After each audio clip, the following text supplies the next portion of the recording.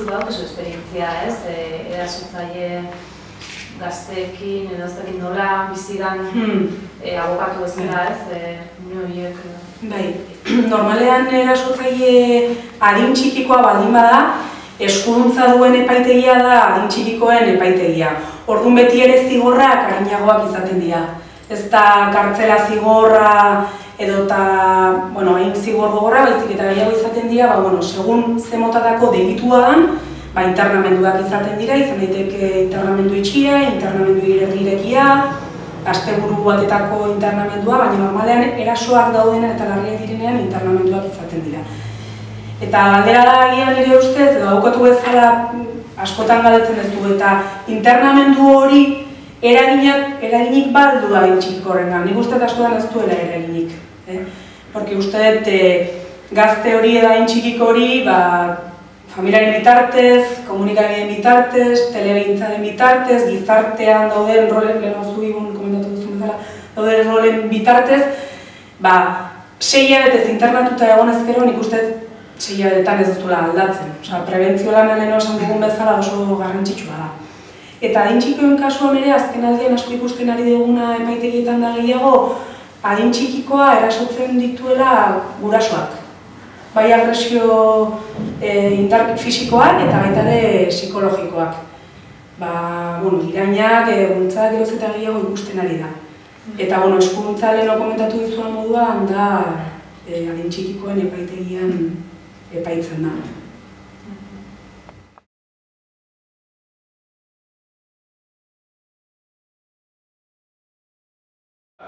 Ondo dago horretazoan hitz egiten dela hedabideetan, baina egiten den moduak ez du egoera eraldatzen laguntzen.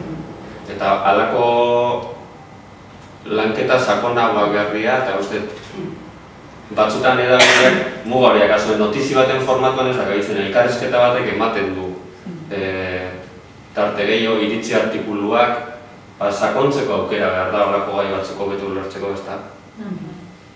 Nire ados, ikuspegi oso morboso batekin nik uste lantzaila gai hauek eta hori notizien bide jute dela, beti estigmatizatzen emakume horren papela, kanpoko dela, ez dakiz zer, ez? Nola jantzitaz joan? Ez askotan gaina azpimarratzen bazterketa sozial egoera baten bizi bat emazan hor, ez du nin, ezer karpenik egiten ez, gai horren irten bideako. Nik uste talare, hemen hainbat edabide libra hori ezatela ikuspegi morboso hortatik, baina nik uste asko daula hondik enaikeko, bai terminologixen nola erabiltzean, bai zer azpimarratzean, nik uste asko daula hondik enaikeko. Nik uste lehen hitz egin duen mikromatxismo horiei buruz, hainbat irain edo hainbat komentario egiten dienak gazte mutiko bat neska bati, onartu egiten dira, eske askotan ere komunikabideek hori elikatzen dute. Hori gauza normaltzat hartzea, emakumearen figura edo emakumea nola izan behar duen, askotan bidaltzen dituzten mezuak guztiz matxistak dira eta azkenean harreman horiek horrela elikatzen dira komunikabideen bitartez ere.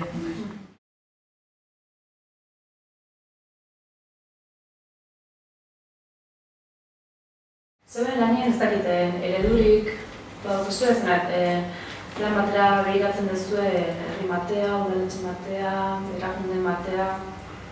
Bai, guk Azpeitiko udaletxean oindala 5 urte sortuko zen, pareketasun zaie, borondate politiko bati erantzunez, baina egixe da, Gipuzkoan berdintasun gaxetan aintzindarisek izen din herrixen behire jardute dula, eta hainbat kasutan Gipuzkoko jabetza eskolako zarin elkarlanen baite, Arrasater, Nani, Eibar, badaude herri batzuk guretzat beti aintzindarisek izango dienak, eta asko dugu nagoetzat ikisteko behasiatik. Zartzekeia gaina Bizkaixean, ja beste ibilbide bat dukoela, eta... Beti zaiatzea geha behitzen beste lekutan zeiten egian ez. Guretzako Hernani izan da pixkat urtetan zehar gure lana auspotuta babestu duna eta aukera eman diguna hildo berriak probatzeko, formakuntzatik aholkularitzara pasa, aholkularitzatik herrigintzara, osaretzera, eta pixkat holako ereduak hobetzeko nunbait topatu baldin badezakegu, orain adibidez Eutelek sustatutako beldur barik programak, badaude webgune interesgarri bat, materialak, unitate didaktikoak, beti saiatzea horiek integratzen, edo Bilbo batian aspalditik aidea baita hezkidetza lanetan, eta han egin duten ekimen bat oso interesgarri egiten zaigu gazteak beraiek antolatzera eramaten ditulako, eta ekartze du Hernanira edo gauden beste herritara, beti saiatzea nik eta hemendik ikasten.